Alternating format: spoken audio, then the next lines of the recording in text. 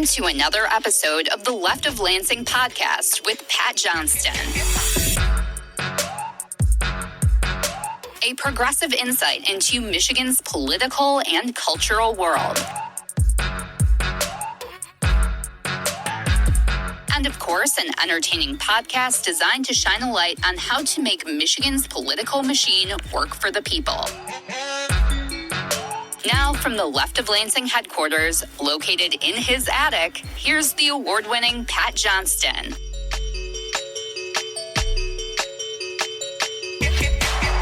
Oh, yeah! Welcome to another installment of Michigan's premier progressive podcast. I am Pat Johnston, and stay tuned because coming up here in just a few moments, I'll be speaking with progressive Democratic candidate for Michigan's 7th Congressional District, William Lawrence. He's running in the Democratic primary to unseat MAGA Republican and Epstein Files protector Congressman Tom Barrett for that seat around Lansing. Now, Mr. Lawrence is running on a pro-people, pro-working class agenda, and I'm looking forward to hearing more of his ideas and more of his candidacy, so that is coming up here in just a few. Plus, my Left of Lansing last call will focus on how MAGA Michigan Republicans in the state legislature are showing more loyalty to a foreign right-wing government than they do for their own people and their own country. That's also coming up in a few. But first, what do you guys think about MAGA Republican Michigan Congressman John James, who's running for governor, chickening out and refusing to show up for the state Republican gubernatorial debate this week? Yeah, I know, it doesn't surprise me either. I mean,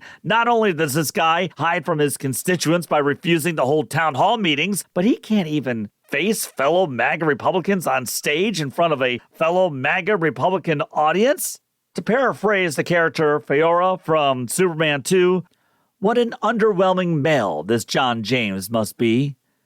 The James campaign says that he's up by 50 points in the polls and will speak to Michiganders once the primary field is set in stone. Well, now that is breaking news since John James has ignored Michiganders ever since his dear leader Trump won last year's election. I mean, the so-called Big Beautiful Bill, or the MAGA murder budget as I call it, if it was so incredibly awesome, then why isn't John James out there celebrating with voters over how he voted to gut the Medicaid coverage of thousands of his own constituents, not to mention millions of Michiganders? If that bill was so incredibly cooler than cool, then why isn't he bringing, I don't know, Betsy DeVos on stage with him, or former Republican governor and millionaire Rick Snyder on stage with him, or DTE representatives on stage with him, and shouting out loud for everyone in the back to hear how he voted to ensure that these people got bigger tax breaks while gutting SNAP benefits for working-class Michiganders. Now, I know Northern Michigan isn't his domain, but John James wants to represent all of Michigan as the next governor. So what statements has John James made after dear leader Trump's Federal Emergency Management Agency, FEMA, announced that it would deny more aid for Northern Michiganders who suffer from last spring's ice storm that devastated thousands in several counties? Come to think of it, has Jack Bergman, the invisible man of a MAGA congressman in northern Michigan, has Jack Bergman said anything since FEMA let thousands in his district to fend for themselves? I don't know. I haven't seen anything. Let me know. leftoflansing@gmail.com. Now, that money would have been used for permanent repairs to the utility infrastructure, including power grids. You know, that would have helped many northern Michiganders. But are they really that important? I mean, think about it. Maybe if northern Michigan was located in, let's say, Argentina, then the Trump regime probably would have granted $40 billion to the good people of northern Michigan. See, some people count, some people don't. America first. John James is just like most of these bought-off MAGA Republican types. They act tough. They put up a tough guy persona. But in reality, they are just pure snowflakes who can't face the people over MAGA's disastrous policies that they support.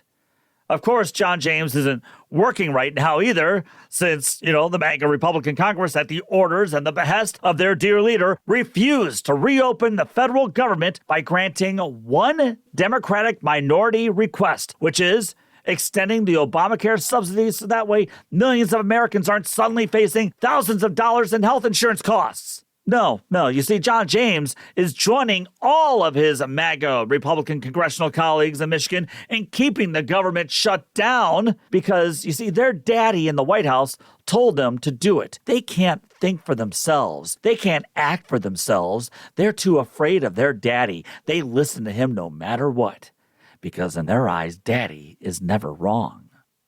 How pathetic. How underwhelming, to use that word again.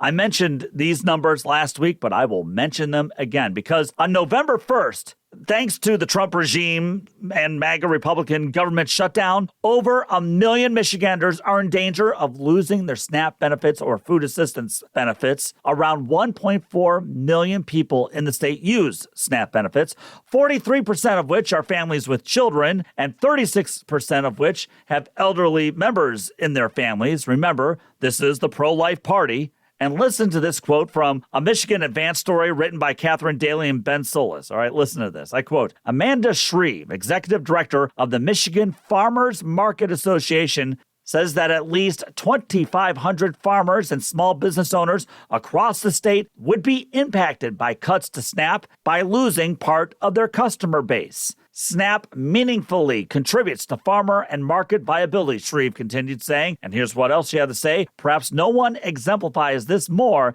than the direct marketing farmer, the farmer who grows or produces food right here in Michigan and sells it directly to their neighbors and communities. For direct marketing farmers, accepting SNAP expands their customer base, increases their sales, and allows them to serve all members of the community.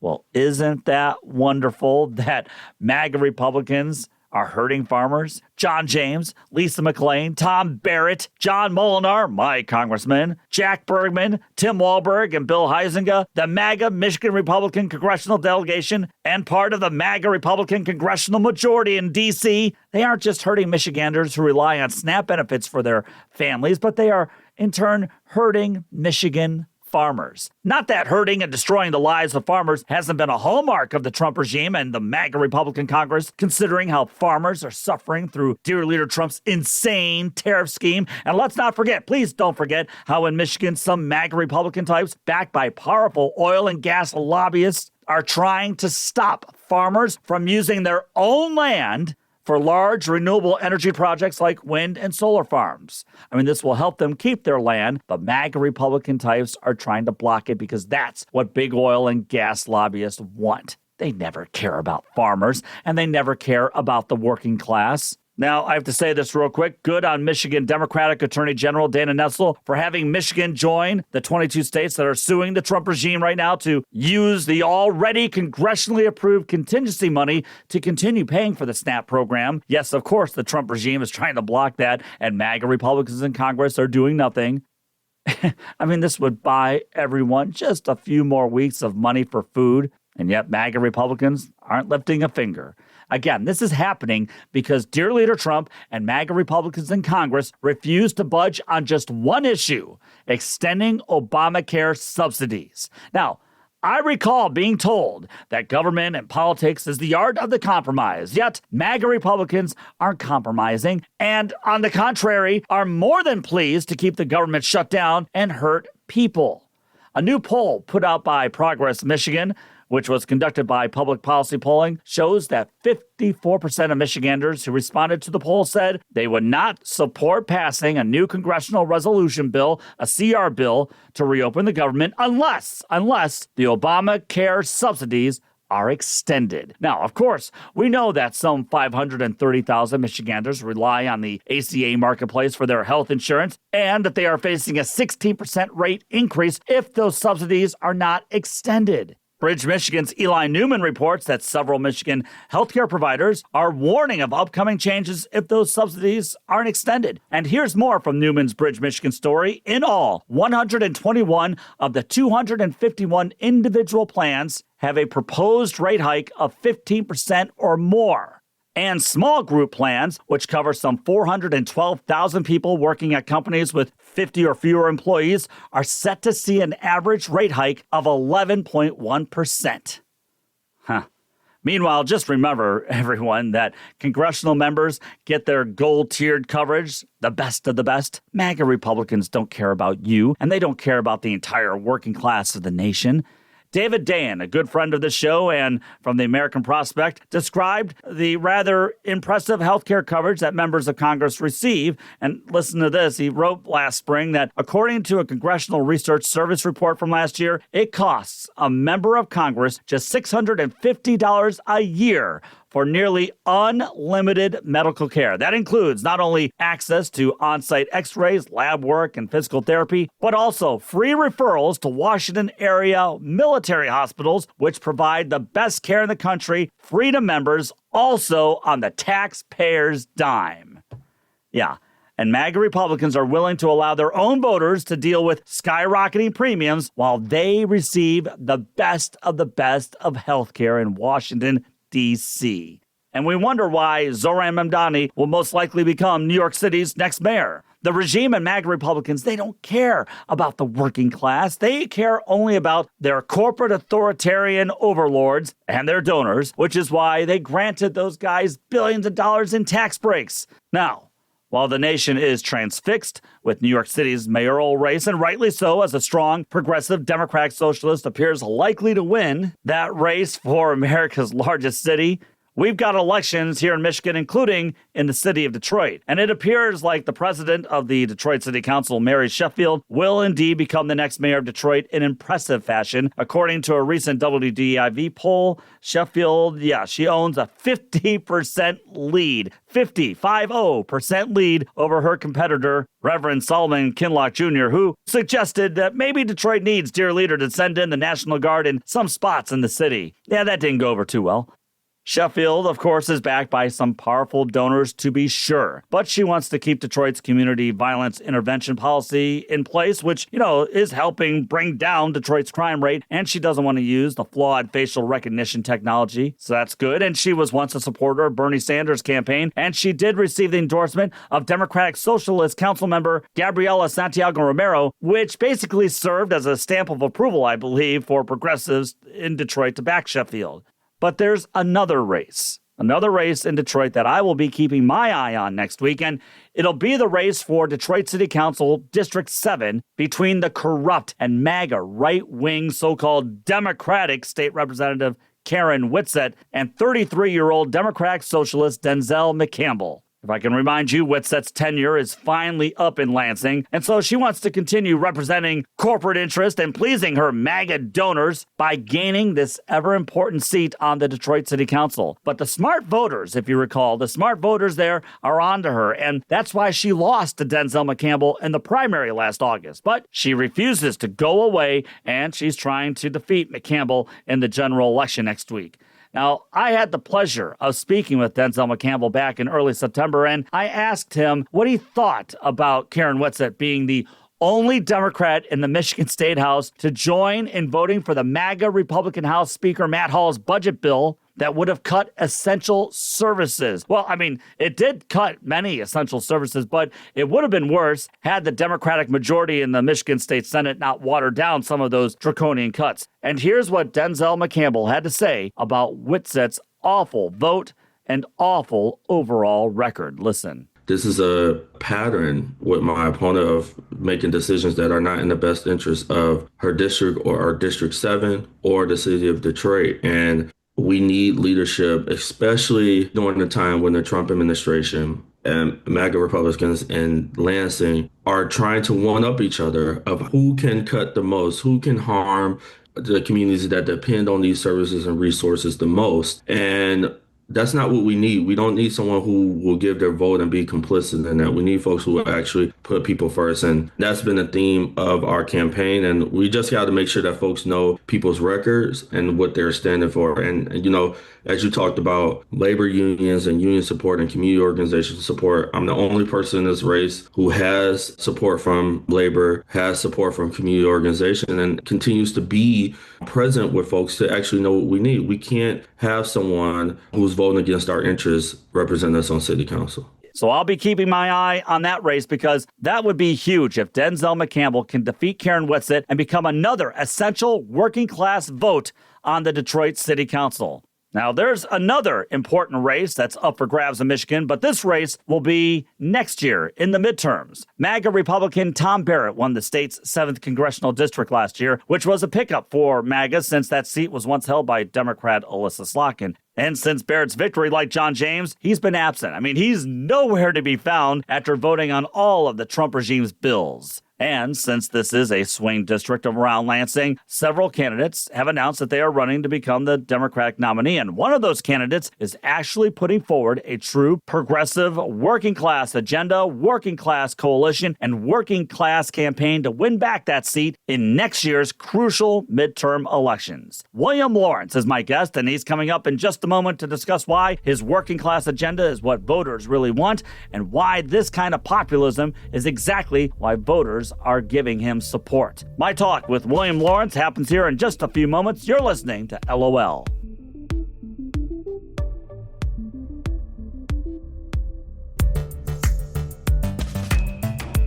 It's the Left of Lansing podcast with Pat Johnston. Need to give Pat a piece of your mind? Or do you have some stories you think Pat should cover? Email him at leftoflansing@gmail.com. And if you have Michigan beer ideas for Pat, he'll love you even more. Now, here's Pat.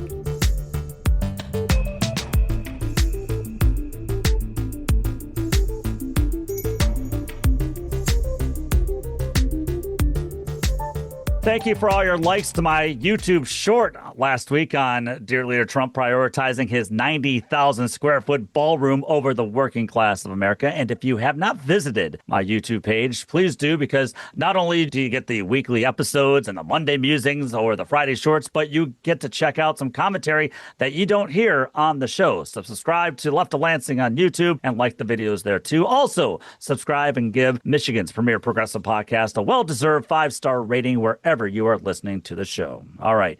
There's an important congressional race that many are keeping their eye on here in the 2026 midterm election. MAGA Republican Tom Barrett flipped Michigan's 7th congressional district seat from blue to red when he edged out Democrat Curtis Sertel Jr. last year, who's now, of course, head of the Michigan Democratic Party. The 7th district seat was previously held by Democrat Alyssa Slotkin, who is, of course, the first-term United States Senator. Now, the 7th district encompasses Lansing. That includes the counties of Ingham, Clinton, Shiawassee, Livingston, as well as parts of Genesee, Oakland, and Eaton counties. And the Cook Political Report has this seat rated as a toss-up seat, and it's why this seat will be one of the most hotly watched and contested races in next year's election. Several Democrats have announced their candidacy to become the party's nominee to take on Tom Barrett, and one of those candidates is someone that I've been looking forward to talking with here for some time now. Progressive William Lawrence kicked off his campaign a couple of months ago, and it's a campaign that I like because it's centered around working class ideals and ideas, and it's a campaign that's saying no more wasted tax breaks for corporate CEOs and no more wasting our tax dollars on other billionaire efforts, including also tax dollars to arm the right-wing Israeli government. William Lawrence, thank you so much for joining us here on Left of Lansing this week. I greatly appreciate it. Thank you, Pat. It's a pleasure to be here. It says on your campaign site, Will, that you were raised in mid-Michigan. Where were you raised exactly? I was raised in East Lansing, and I graduated from East Lansing High School in 2008. Go Trojans.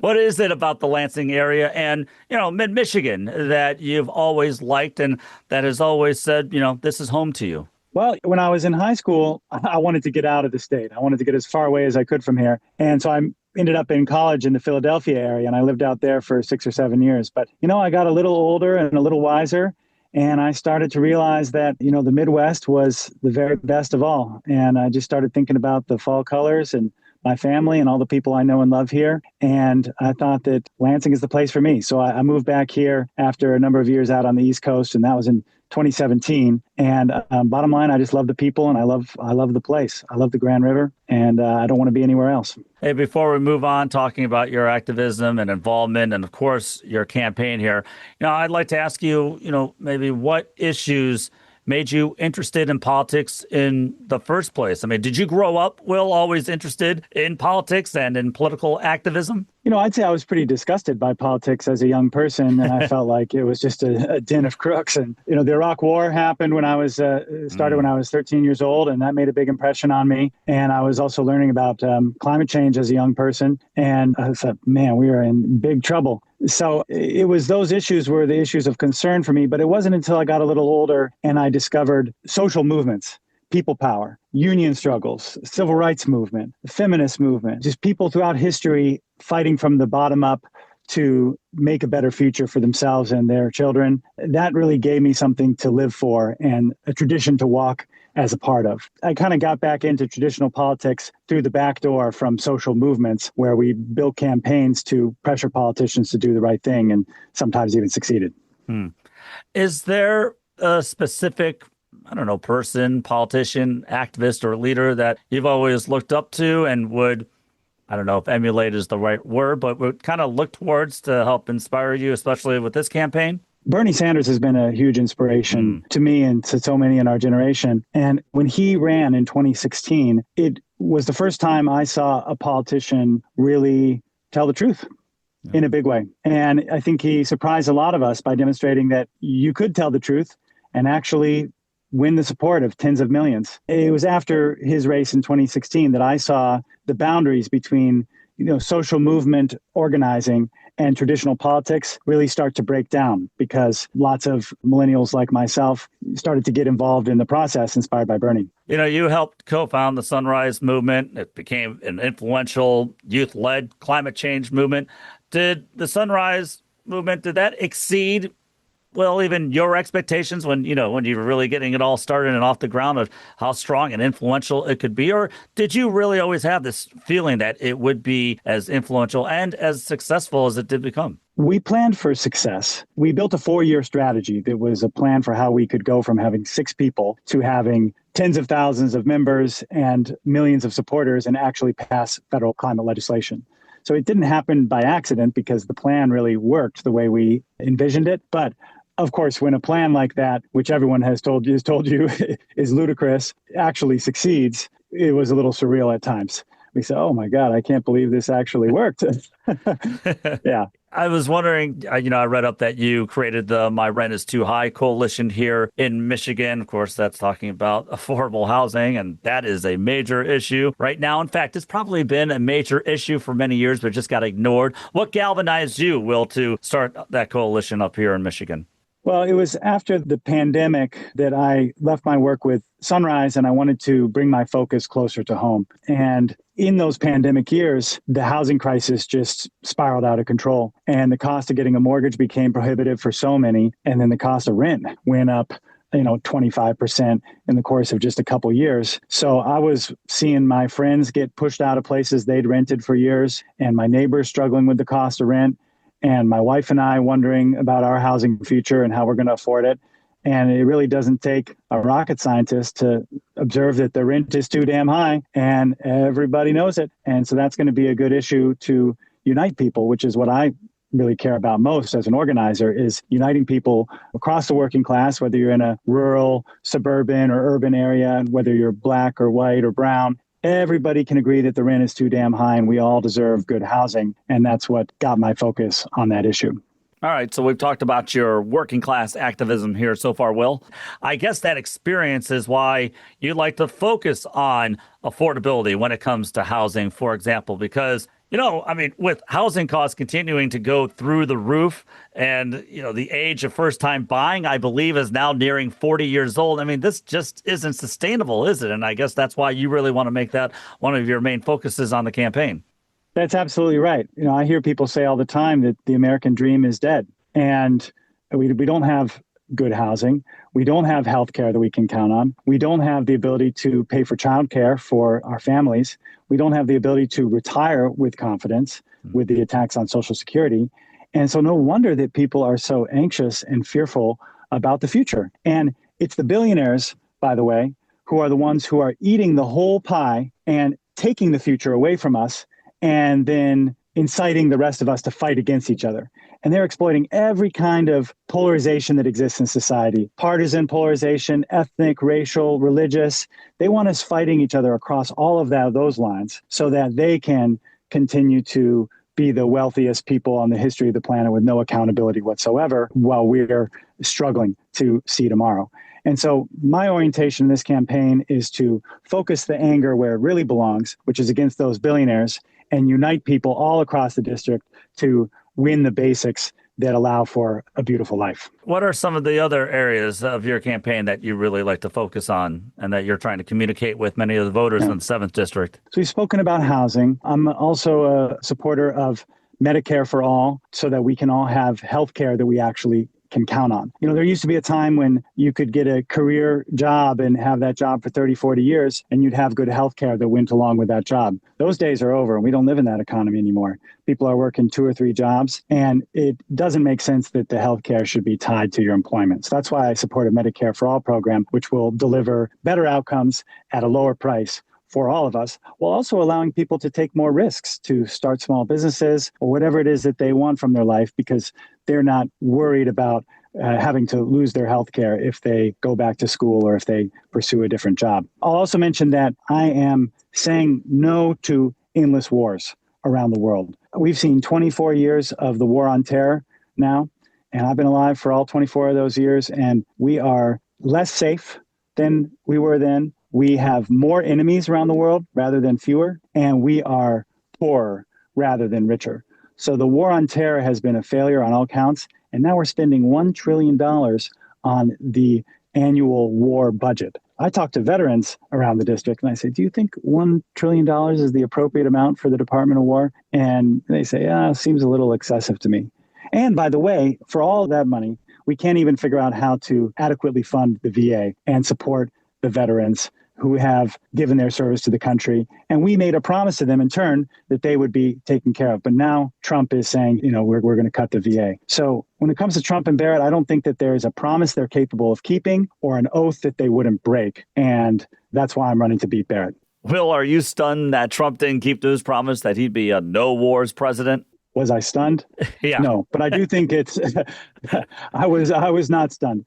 And the strikes that are happening in the Caribbean and in the Pacific and against Iran this summer have been just outrageous and utterly unconstitutional. I will say that the fact that Trump managed to present himself as an anti-war candidate in 2024 ought to be an embarrassment to anybody who calls himself a Democrat.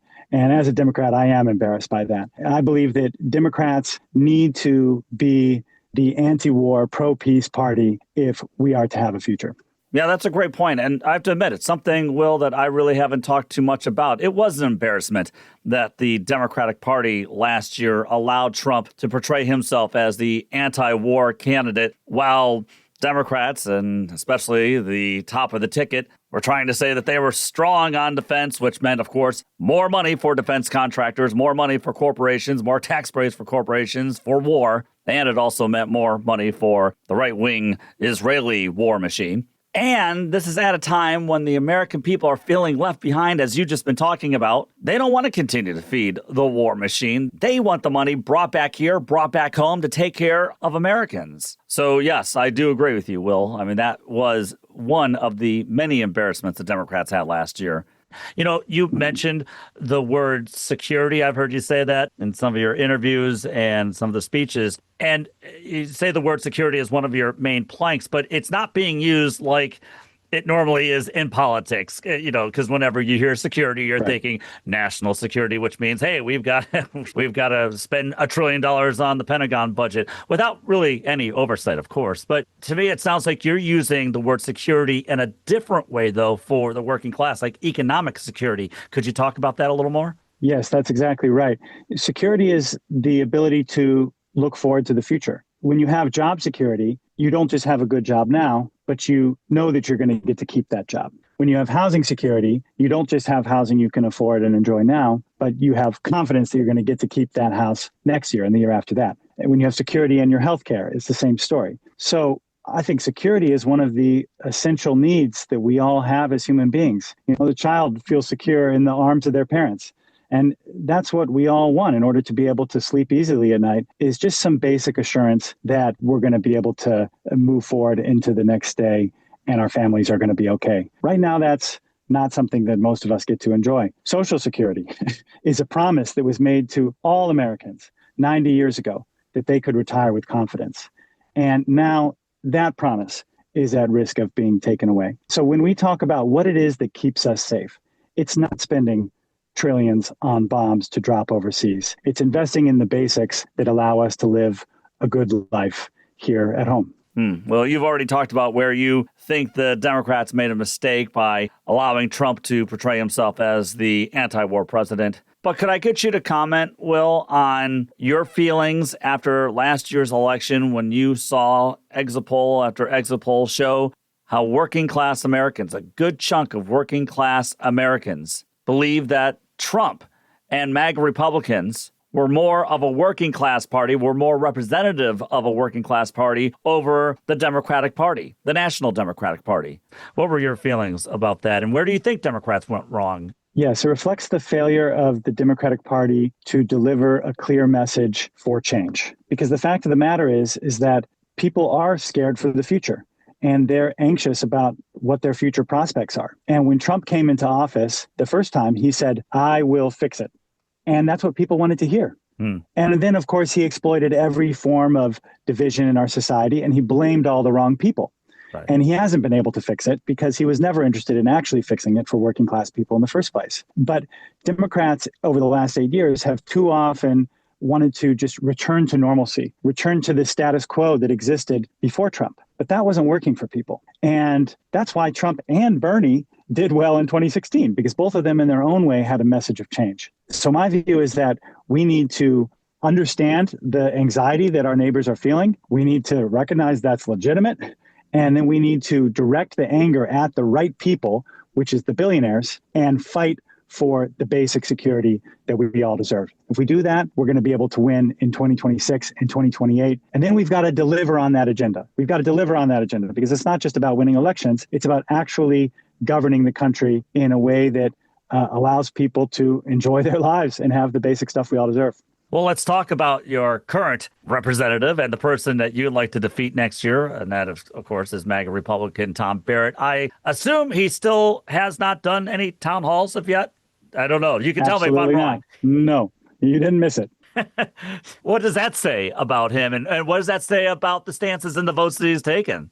He knows that he can't face the people of this district if he has to justify the votes he's taken for the big, despicable bill to take health care away from 700,000 Michiganders. He can't justify the fact that he still hasn't signed the discharge petition to release the Epstein files, even though he could himself sign that and help to push the vote on that issue. And he can't justify the fact that he isn't listening to the people of this district. Everyone knows he's just rubber stamping whatever Trump is doing. Bottom line, Barrett doesn't answer the phone, he doesn't show up, and he does not care about us. He's only in it for himself to climb the ladder, and he thinks he can do that by appeasing the dear leader. It's not going to work out for him next year because people are angry and they're ready to take this district back with someone who actually represents us. And he's not working right now either, which must be nice. No, he's not working, but he's getting paid.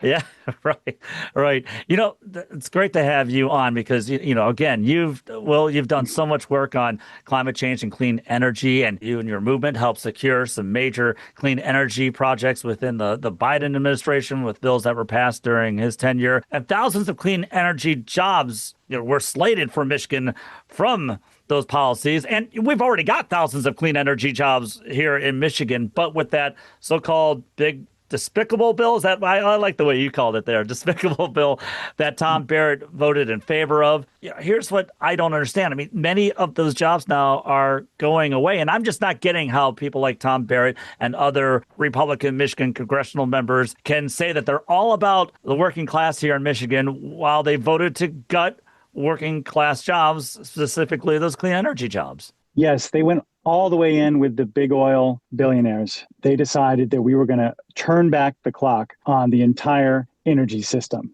in spite of every climate scientist and energy systems expert who said, actually, not only is that impossible, it's a terrible deal for ratepayers who are the ones paying for the electricity. Because right now, solar is the cheapest form of energy that you can build. And they said, we're going to put hurdles in the way of solar, and we're going to go all the way back to coal, which is just ridiculous. So it's unions that are suffering, including the IBEW, who has a huge share of these clean energy jobs here in the state of Michigan. It's the UAW and GM who have been suffering because there was a $500 million investment for the Grand River Assembly here in Lansing, which now is getting clawed back by the Trump administration. And it's everybody who pays their energy bills who is suffering because now energy bills are going way up this year. And this was entirely predictable based on the Trump administration and Barrett's opposition to the cheaper energy that we have. Well, have you been hearing from voters out there, especially those who rely on Medicaid, and the fears that they have that they're going to be in some trouble here? I absolutely am. Yes, absolutely. People who are on Medicaid. I'm also hearing so much concern about the pending cost cliff in the Affordable Care Act. And something I didn't know, but which makes sense, is that small business owners are heavily reliant on the Affordable Care Act for insurance for themselves and their employees. And they are deeply, deeply concerned about this cost cliff that's coming. So I think the suffering that is coming as a result of people having to choose between paying their increased healthcare premiums or paying for food or paying for their child's education, it's going to get a lot worse if we can't figure out how to stop these cost hikes before they really bite. Here's the thing. You did bring it up, though, because you are a big supporter for Medicare for all. And while I agree with what Democrats are doing in Congress right now, fighting back, which they've got to do with this government shutdown, that they've got to get these subsidies passed. At least part of the agreement to reopen the government is to get subsidies to ensure that people can pay for these cost cliffs. But we'll just keep going through this over and over and over again with private insurance companies raising these premiums and skyrocketing them, that we have to continue to try to cover this with more and more subsidies. One way to just end all that would be to go to Medicare for all, which is something that you said you're supporting. That's exactly right. We're not going to be able to have the quality of care that we deserve until we have Medicare for all. Until then, we'll continue to pay the most in the entire rich world for healthcare and get the worst outcomes. And I don't think that's acceptable. I just have a couple more questions, if I can just take a few more moments of your time. All right, great. You know, another one of your campaign promises, something that I mentioned there at the beginning there, my introduction of you, is that you'd be a no vote on sending the Israeli government, the right-wing Israeli government, money for additional arms. And I assume that you've seen news reports over how Israel killed some 81 Palestinians in Gaza on Wednesday, many of them women and children. So can you just explain why you are against sending additional arms to Israel? And by taking that kind of stance, Will, are you afraid of the AIPAC money that'll come after you if you become the Democratic Party nominee? I mean, hell, are you afraid of the AIPAC money that'll be coming after you even in the Democratic primary? I'm not afraid of the AIPAC money. They can say what they're going to say, but the reality is that we have all seen unbearable crimes against humanity unfold over the last 2 years in Gaza. All of the respected authorities around the world have deemed it a genocide. I agree it is a genocide. And we simply cannot be supporting this kind of activity with our arms and our money. I find it utterly unconscionable. And the fact that even after this ceasefire, Netanyahu continues to bomb people in Gaza, and the IDF is saying they're going to enforce the so-called yellow line, which amounts to a land grab over roughly half of Gaza, just further shows how unaccountable this Israeli government is and how badly they need to be brought into check with real sanctions, starting with an end to American arms going to support all this. And so then I'm to assume that you believe in the America First belief then that instead of sending money and arms to Israel, then you would like to sort of keep that money here for American taxpayers and for the American working class. Certainly. We're spending $1 trillion every year on the Department of War. And for less than 10% of that, we could build 10 million new, truly affordable homes around the United States over the next 10 years, which would significantly lower the cost of housing and take us a long way towards addressing the housing crisis. I think that's a deal very worth making. As I said in the beginning, you are part of a crowded field in the Democratic Party right now for this congressional seat. I think it includes a former U.S. ambassador to Ukraine, Bridget Brink, and a former Navy SEAL, Matt Masdam, and a couple of others.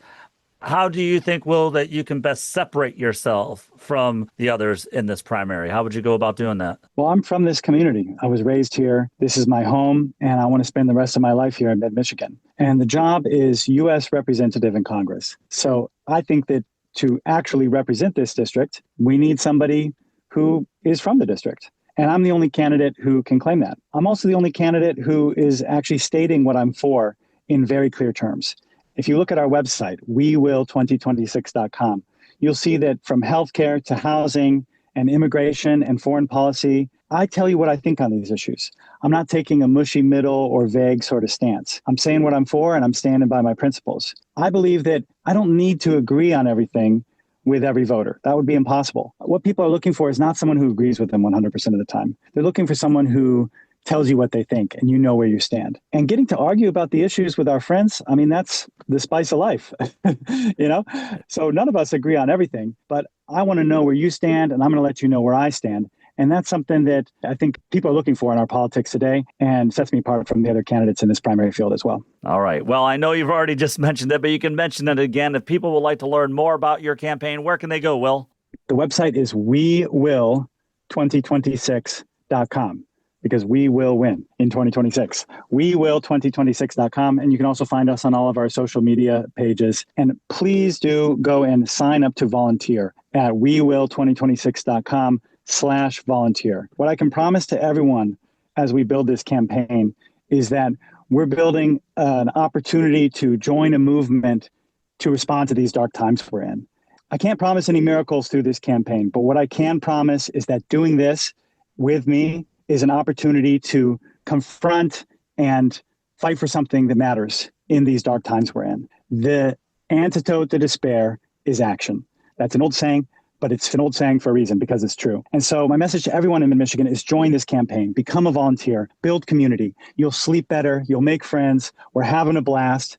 We're getting out there and talking to our neighbors. And if there's ever a time to reach out to each other and restore, stitch back together the social fabric, which is being ripped apart, now is the time to do it. So that's what we're doing in this campaign. Candidate for the working class, William Lawrence, Democratic Congressional candidate for the 7th District in Michigan. Will, good luck to you, and I'd love to have you back on next year, if that would be okay with you. I would really enjoy it. Thank you, Pat. He spent nearly 25 years working as a liberal voice in conservative talk radio across the state, and he's still a somewhat stable person. It's the Left of Lansing podcast with Pat Johnston. You can find archives of the podcast, plus Pat's musings on other topics in written form at leftoflansing.com. Left of Lansing archives are available wherever you get your podcasts. And now Left of Lansing is available on YouTube. We'd like to thank Audio Boom for distributing all our episodes so we can share progressive, otherwise known as common sense, values across Michigan and the country. Now, here's Pat Johnston.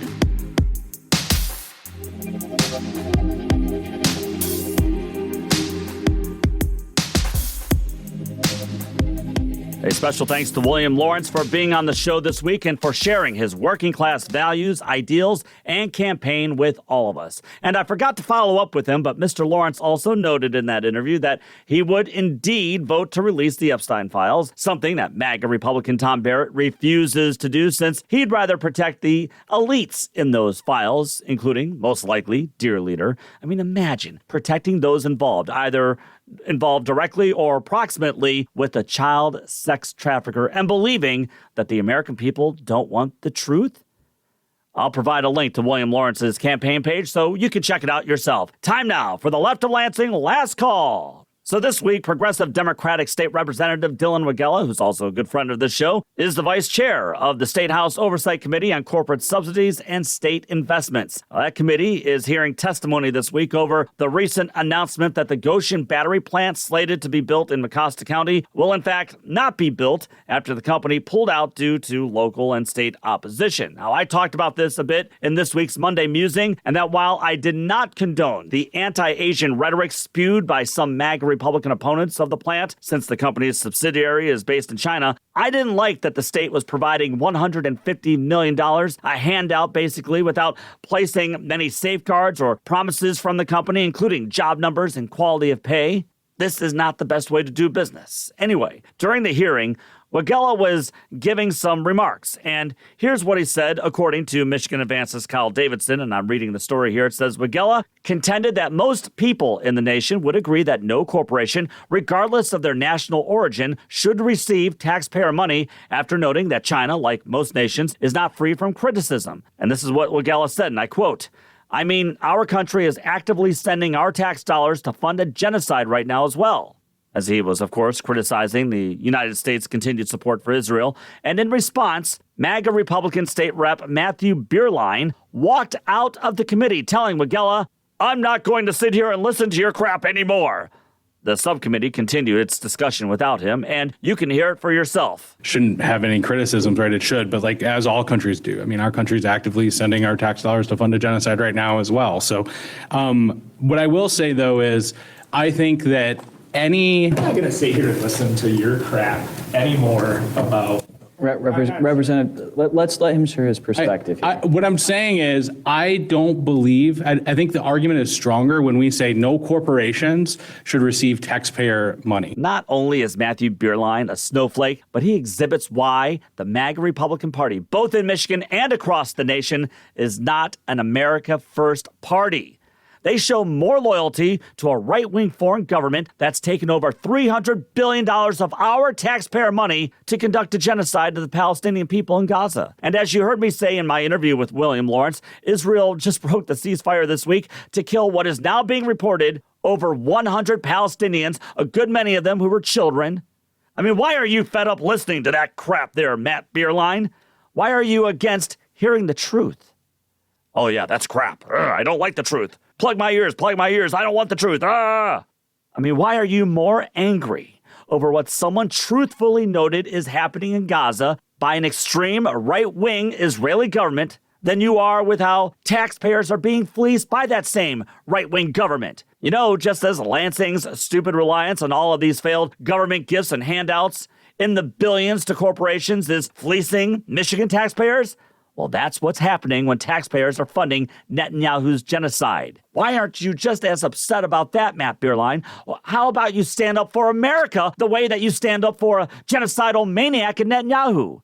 And I must mention here that Michigan Democratic Congresswoman Rashida Tlaib endorsed Democratic Lieutenant Governor Garland Gilchrist for governor this week. That's because Gilchrist is calling the right-wing Israeli government's actions genocidal. And he's also pointing out where they continue to lie and mislead the public on their genocide. Now, I've made no decision yet on who I'll back for the Democratic gubernatorial primary next year. And hey, I think Secretary of State Jocelyn Benson has done a great job preserving our voting rights and preserving democracy in the state. And I know that because I can see how hated she is by some far right-wing MAGA Republicans. But she has yet to take a stand on Gaza, and that's an important issue in our state. It would be nice to hear her takes on it sometime soon, because it seems like some inside the Democratic Party are finally beginning to realize where their base is and has been for a long time when it comes to Gaza and Palestinian rights, and also on the banning of arms to Israel. But I feel that MAGA Republicans are failing just as much, since a strong section of their voter base doesn't believe in handing out billions of dollars in arms to Israel either.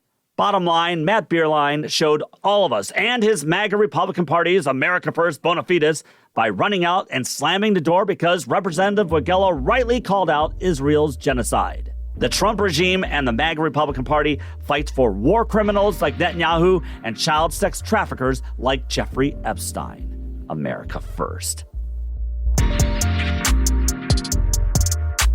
You're listening to the Left of Lansing podcast. The music you're hearing is by Wanderbeats. To hear the latest project, check out Space Leopard on your favorite streaming site. Now back to our favorite progressive voice in Michigan. It's Pat Johnston.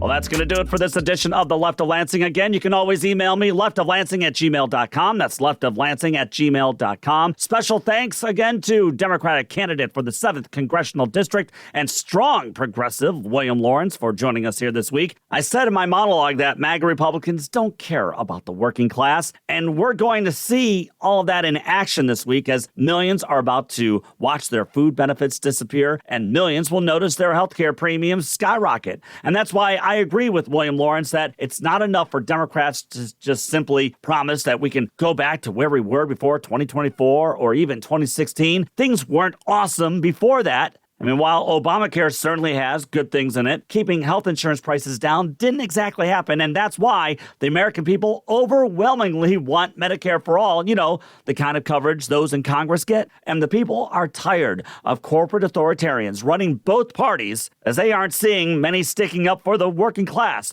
with inflation on the rise, energy prices skyrocketing, and yes, grocery prices continuing to break budgets. I paid over $150 for candy last week because we get hundreds of trick-or-treaters each and every year at the house. Now, I used to pay a little less for that same amount of bags, and I used to get more candy in each bag. I think many of you know what I'm talking about as you're getting ready for Halloween. And that's why we are about to see a populist uprising and breakthrough happening in this country, and the corporate media and corporate donors don't see it coming. But we do. By the way, be safe this Halloween. Until next time, remember, take the battle to them. Thank you, Michigan. The Left of Lansing podcast was produced by Pat Johnston, written by Pat Johnston, researched by Pat Johnston, edited by Pat Johnston, and hosted by, yes, Pat Johnston. Technical assistance by Dr. Heather. And thanks to our good friend Kirsten for the awesome podcast logo. Remember to visit leftoflansing.com for more news and information. Thanks again for listening to the Left of Lansing podcast.